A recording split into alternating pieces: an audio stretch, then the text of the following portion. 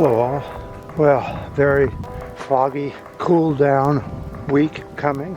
Lots of drizzle and mist from the baking heat wave we just went through. Isn't that interesting how Pakistan is flooded? A third of their country is still flooded. The UN is saying that that's what climate change looks like. And the new report, which I'll get in tomorrow maybe, is saying that climate change and tipping points are going to get much worse if the global climate warming gets above 1.4 degrees or warmer. We're going to see major changes on this planet. So let's go up here and do the video. Current rate of warming will put the Earth at risk of crossing 6 dangerous climate tipping points. Crossing these thresholds will disrupt the Earth's systems, triggering the collapse of ice sheets and the loss of coral reefs. What are the tipping points? Greenland ice sheet collapse, West Antarctic ice sheet collapse, the collapse of ocean circulations in the polar regions of the North Atlantic. 4 is coral reefs die off in the lower latitudes, sudden thawing of permafrost in the northern regions, abrupt sea ice loss in the Barents Sea.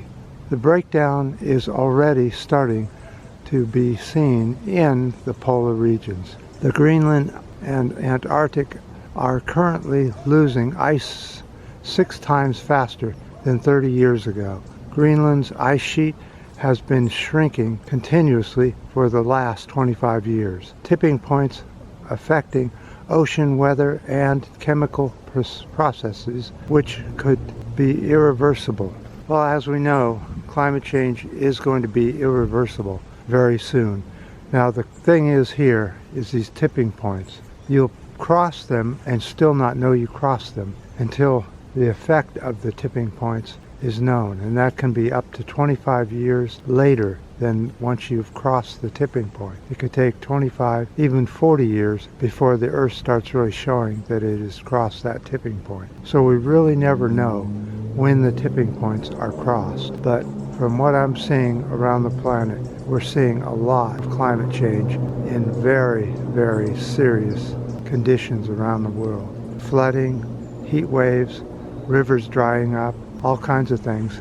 And of course, as usual, there's so many around the world that say climate change isn't happening. Here in the U.S., we have politicians who are trying to give fossil fuel companies the right to continue to drill and process fossil fuel without any alternatives at all. They just see the money, and that's all that matters, is how much money the fossil fuel industry pays these politicians, both on the left and the right.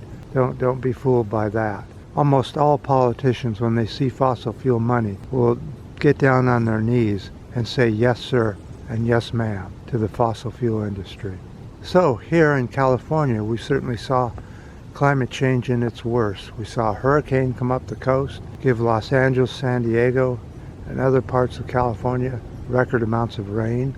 We saw heat waves that were incredible. The highest in the Bay Area we saw was 119 in 3 different cities. We saw 116 in Sacramento, which was a record, an all-time record. We saw 112 in many cities, 111, even 104, 105 in cities that rarely ever see 100 degrees. Well, that should be the end of the heat waves for this summer, because now we start to go into winter, and we'll see, even though we're still in La Nina, that means that California should see dry winter, a lot of fog, and a lot of wind this year.